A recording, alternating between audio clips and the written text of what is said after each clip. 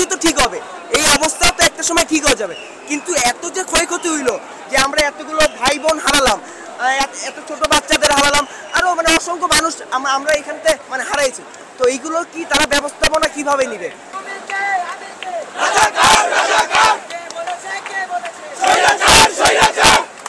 এটা নিয়ে আমি কি বলবো? আপনি এটা 60 বছরের একটা বাচ্চাকেও জিজ্ঞেস করলে আপনি সঠিক উত্তর পেয়ে যাবেন যে সরকারের ব্যবস্থাপনা যে কতটা বাচ্চা সুলভ হয়ে গেছে সেটা মানে সকলেই এখন দেখতে পাচ্ছে।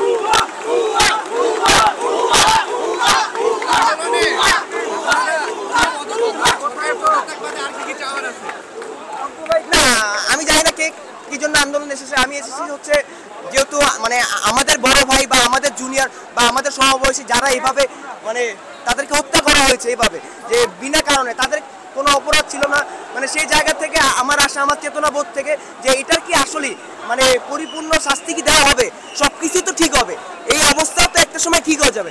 কিন্তু এত যে ক্ষয়ক্ষতি হইলো যে আমরা এতগুলো ভাই বোন হারালাম, এত ছোট বাচ্চাদের হারালাম, আরো মানে অসংখ্য মানুষ আমরা এখান থেকে মানে হারাইছি। তো এইগুলো কি তারা ব্যবস্থাপনা কিভাবে নিবে এবং তারা স্পষ্টভাবে সেটা বলতে পারতেছে না।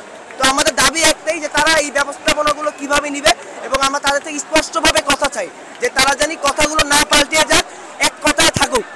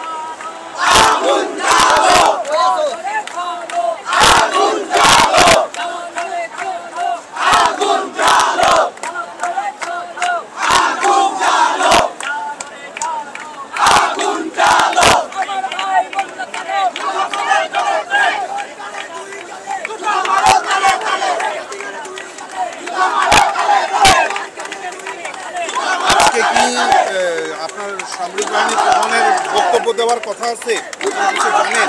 এটা তো আর্মিদের হওয়ার কথা ছিল একটা দিকে, ওটা হয়ে গেছে। এরপর গ্রুপের মধ্যে দেখলাম লিখছে চিফ সেনাপ্রধান জাতির উদ্দেশ্যে বক্তব্য